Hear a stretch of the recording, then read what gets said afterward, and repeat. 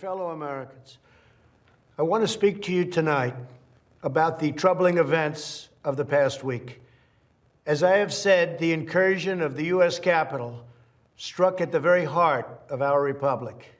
It angered and appalled millions of Americans across the political spectrum. I want to be very clear.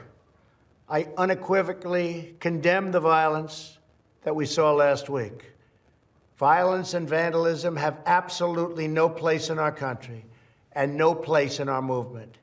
Making America great again has always been about defending the rule of law, supporting the men and women of law enforcement, and upholding our nation's most sacred traditions and values. Mob violence goes against everything I believe in and everything our movement stands for. No true supporter of mine could ever endorse political violence. No true supporter of mine could ever disrespect law enforcement or our great American flag. No true supporter of mine could ever threaten or harass their fellow Americans. If you do any of these things, you are not supporting our movement, you are attacking it, and you are attacking our country. We cannot tolerate it.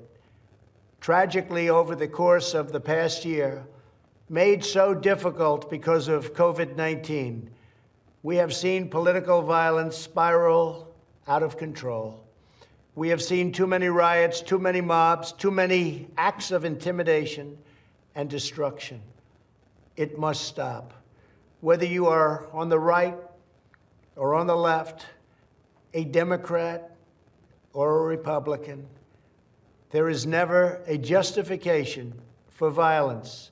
No excuses, no exceptions. America is a nation of laws. Those who engaged in the attacks last week will be brought to justice. Now I am asking everyone who has ever believed in our agenda to be thinking of ways to ease tensions, calm tempers, and help to promote peace in our country. There has been reporting that additional demonstrations are being planned in the coming days, both here in Washington and across the country. I have been briefed by the U.S. Secret Service on the potential threats. Every American deserves to have their voice heard in a respectful and peaceful way. That is your First Amendment right. But I cannot emphasize that there must be no violence, no law-breaking, and no vandalism of any kind. Everyone must follow our laws and obey the instructions of law enforcement. I have directed federal agencies to use all necessary resources to maintain order.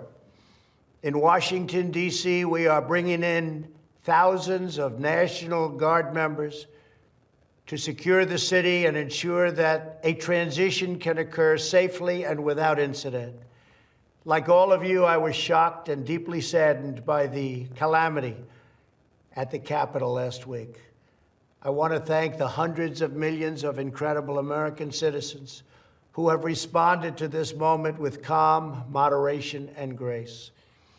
We will get through this challenge just like we always do. I also want to say a few words about the unprecedented assault on free speech we have seen in recent days. These are tense and difficult times.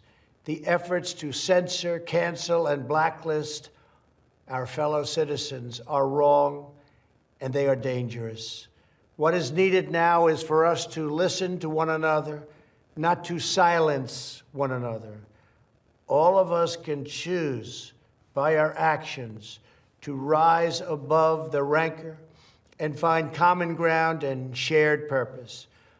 We must focus on advancing the interests of the whole nation, delivering the miracle vaccines, defeating the pandemic, rebuilding the economy, protecting our national security, and upholding the rule of law. Today, I am calling on all Americans to overcome the passions of the moment and join together as one American people. Let us choose to move forward united for the good of our families, our communities, and our country. Thank you, God bless you, and God bless America.